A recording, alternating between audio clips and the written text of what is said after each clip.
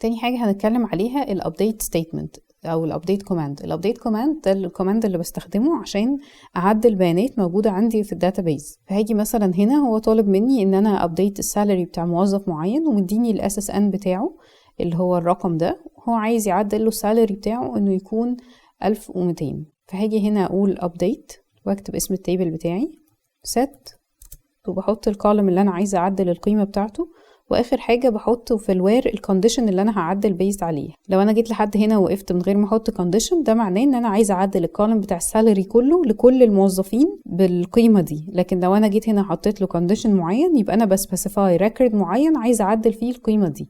فانا هنا هقول له وير ان الاس اس ان ايكوال القيمه اللي هو مديهاني. دي شكل الابديت ستيتمنت بتاعتي. لو رحنا على التيبل هنلاقي ان السالري بتاع الموظف ده اتعدل القيمة اللي احنا حطيناها اللي هي 1200.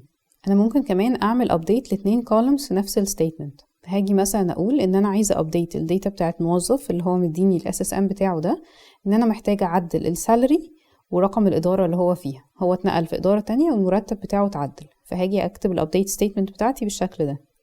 هلاقي ان الموظف بتاعي هنا المرتب بتاعه اتعدل والرقم الاداره كمان بتاعته اتعدلت.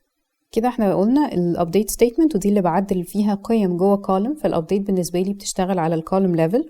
لو انا عايزه احدد ريكورد معين في الكولوم ده بستخدم الوير كونديشن.